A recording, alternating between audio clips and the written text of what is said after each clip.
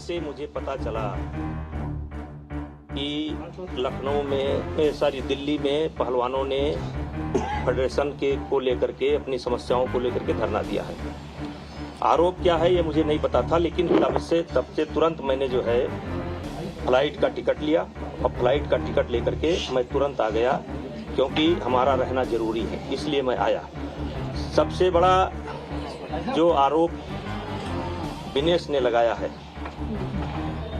क्या सामने कोई है? मैं कहना चाहता हूं कि सामने कोई है कि जो कह दे कि फेडरेशन ने कभी किसी खिलाड़ी का शोषण किया हो? क्या सामने नहीं होना चाहिए कोई?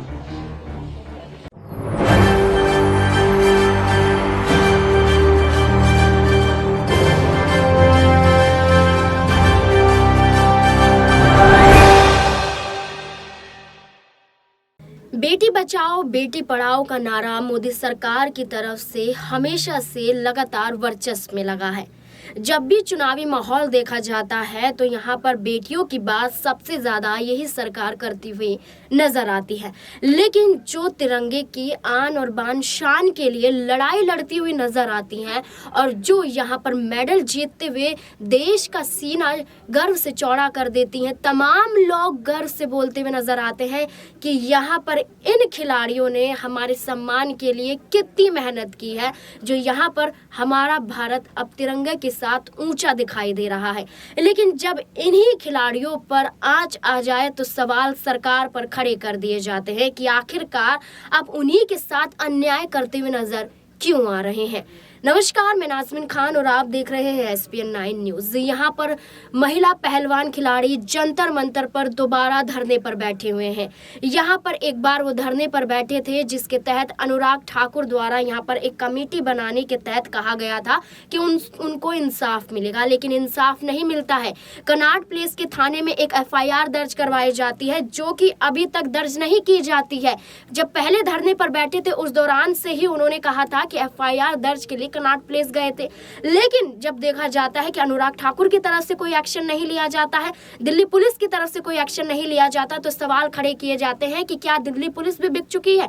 केंद्र सरकार के इशारों पर एक FIR तक दर्ज नहीं की जाती है, जिसके खिलाफ अब वो दोबारा धरने पर बैठ चुकी है। धरने पर बैठने के सबसे बड़ा उनका मकसद यही है कि यौन उत्पीड़न रुक जाए।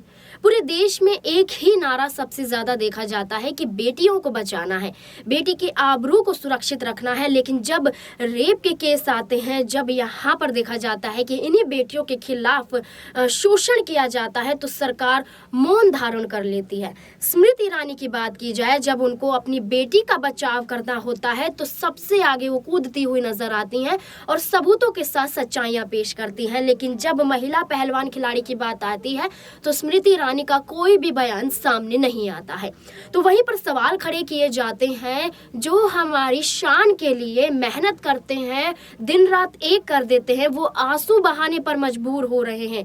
अनुराग ठाकुर क्या कर रहे हैं? खेल मंत्री हैं और भारतीय जनता पार्टी से हैं, बयान देते हैं एक ऐसा जिसमें उन पे भी आरोप लगते हैं, दंगे भड़काने के आरोप उन पर है, लेकिन खेल मंत्री बने हुए हैं और वहां पर भी इंसाफ करते हुए नजर नहीं आते। अनुराग ठाकुर की तरफ से एक कमेटी बनाने का दावा किया जाता है कि इन खिलाड़ियों को इंसाफ मिलेगा, लेकिन इंसाफ नहीं मिलता है। उस दौरान अनुराग ठाकुर ने क्या कुछ कहा था, पहले आप ये रिपोर्ट देखिए। जो गंभीर आरोप भारतीय कुश्ती संघ पर लगे उसको भी बताया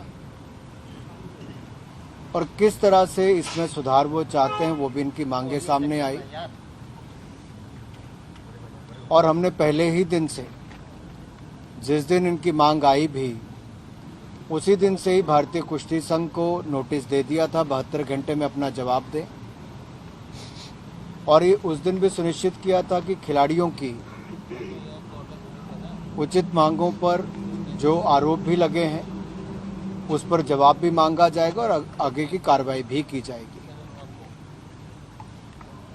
मैं सभी खिलाड़ी साथियों का इसलिए भी धन्यवाद करता हूं कि कुछ बहुमूल्य सुझाव भी उन्होंने दिए हैं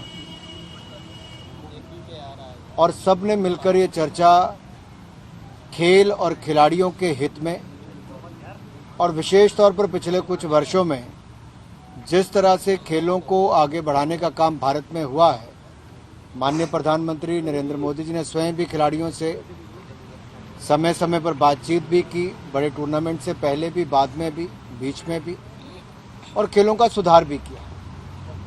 बहुत सारे खेल संघों में बदलाव भी आपने देखे होंगे। जो मांगे यहां पर रखी गई उस पर सबने आम सहमति बनाते हुए तय किया है कि एक ओवरसाइट कमेटी का गठन किया जाएगा, जिसके नामों की घोषणा कल कर दी जाएगी। अगले 4 हफ्तों के अंदर ये अपनी जांच को पूरा करेंगे। जो भी गंभीर आरोप किसी भी तरह के, चाहे फाइनेंशियल हो, सेक्सुअल हरासमेंट के हो या बाकी हो, जो भी कहेंगे इनके सबकी गहराई तक जाएंगे, जांच भी करेंगे और जो निर्णय बाकी करने की आवश्यकता होगी वो भी करने का काम करेंगे। जब तक ये जांच पूरी नहीं हो जाती, जैसा मैंने कहा कि 4 हफ्तों में हम इसको करने का काम करेंगे, तो एक कमेटी तब तक दैनिक कार्यकलाप को देखेगी, डे टू डे वर्किंग को, और तब तक भारतीय कुश्ती संघ के अध्यक्ष श्री ब्रिजभूषण जी वो अपने आप को स्टेप असाइड करेंगे, दैनिक कार्यकलाप से अलग रखेंगे और जांच में सहयोग करेंगे। खिलाड़ियों की जो मांगें थी उस पर पूरी तरह से डिटेल में बातचीत की गई है। मैं चाहूँगा कि खेलों को और आगे बढ़ाने के लिए जो सहयोग सभी खिलाड़ी मेरे साथियों ने किया है, मैं इसके लिए इनका धन्यवाद भी करता हूं। और जो सरकार की ओर से इन्होंने हमें सहयोग भी किया, इस पूरी काम में 72 घंटे का नोटिस था, उस पर समय रहते जवाब भी आ गया है और आगे भी हमने उम्मीद जताई है कि समय रहते ही जांच को पूरी भी करेंगे, ताकि इनके मन में जो भी बातें हैं उन सबको ठीक करने का काम किया जा सके। मैं श्री बजरंग पुनिया जी से निवेदन करता हूं कि आप सबको अपनी बात रखें। अनुराग ठाकुर का ये रिपोर्ट आपने देखा, साफ तौर पर जाहिर है कि उस वक्त यहाँ पर बजरंग पुनिया, साक्षी मलिक, विनेश फोगाट के साथ अनुराग ठाकुर मौजूद तो दिखाई दे रहे, आश्वासन दे रहे, दिलासा दे रहे हैं, लेकिन ऐसा कुछ करते हुए नजर नहीं आता है। इस कमेटी का कोई भी अर्थ नहीं निकलता है। कमेटी द्वारा उन्हें ना तो इंसाफ के लिए लड़ाई लड़ते हुए वो दिखाई दे रहे हैं, ना कमेटी ने उनको लेकर कोई नया रुख अपनाया है। FIR तक दर्ज नहीं होती है। यहाँ पर ब्रिजभूषण शरण सिंह खुलेआम घूमता हुआ नजर आता है। तमाम तरीके से ब्रिजभूषण शरण सिंह ये कहते हैं कि अगर यौन शोषण का आरोप उन पर तय हो जाता है तो वो फांसी लगा लेंगे, लेकिन वाकई क्या ऐसे करते हुए नजर आएंगे? ये बाहुबली हैं, ये एक गुंडे हैं। यहाँ पर आप देखेंगे कि जब अयोध्या वाला मामला चल रहा था, विवादित बयान देते हुए ये नजर आए थे। समाजवादी पार्टी की बात की जाए तो यहाँ से भी तनातनी थी। बहुजन समाजवादी पार्टी की जाए तो किस तरीके से वो टिकट मांगते हुए नजर आ रहे थे, यहाँ पर धमकाते हुए दिखाई देते, धमकी देते हुए नजर आ रहे थे। तो साफ तौर पर यहाँ दिखाई दे रहा है कि गुंडा राज उत्तर प्रदेश में खत्म नहीं हुआ है। सिर्फ समुदाय के नाम पर योगी आदित्यनाथ टारगेट कर रही है। अपनी सरकार में मौजूद ये बाहुबली का कुछ नहीं किया जा रहा है। मौन व्रत धारण कर रखा है योगी आदित्यनाथ ने, PM नरेंद्र मोदी ने, अनुराग ठाकुर ने, तमाम तरीके से ये यहाँ पर ब्रिजभूषण शरण सिंह के खिलाफ कुछ करते हुए नजर नहीं आ रहे। तो सवाल खड़े किए जाते हैं। ऐसे में जो यहाँ पर सफाइयाँ पेश कर रही हैं, जो कुछ भी दलील देती हुई नजर आ रही हैं कि बजरंग पुनिया भी कहते हैं कि विपक्ष दल को समर्थन करना चाहिए, तो तमाम तरीके से एक ही मांग है। सुप्रीम कोर्ट का रुख कर चुके हैं इसी उम्मीद में कि इंसाफ मिलेगा, लेकिन इंसाफ की इस उम्मीद में क्या वाकई ऐसा हो पाएगा, सबसे बड़ा सवाल है। अब ऐसे में क्या कुछ यहाँ पर विनेश फोगाट, साक्षी मलिक और बजरंग पुनिया कहते हुए नजर आ रहे। पहले एक नजर उन पर, जब अनुराग ठाकुर के उस कदम के बाद कोई एक्शन नहीं लिया जाता तो उसके बाद जो वो धरने पर बैठ जाती हैं तो क्या कुछ देखा जाता है, क्या कुछ खुलासे करती हुई नजर आती हैं। देखिए इस रिपोर्ट में। मैं बताना चाहूंगी, हमने 2 दिन पहले CP पुलिस थाने में कंप्लेंट दी थी और 2 दिन हो गए हैं, अभी तक FIR दर्ज नहीं की गई है। हमारी 7 लड़कियों ने कंप्लेंट की थी, जिसमें से एक लड़की माइनर है। पॉक्सो केस बनता है, लेकिन अभी तक कोई सुनवाई नहीं हुई, ना FIR दर्ज हुई। तो बस मैं यही कहना चाहूंगी कि जल्दी से जल्दी जो FIR हो और अक्यूज्ड को जो है वो जो जेन्युइन सजा है वो मिले। मामला क्या था एफआईआर का और किसके खिलाफ था? सेक्सुअल हरेसमेंट के का मामला था और ब्रिजभूषण शरण सिंह के खिलाफ था ये।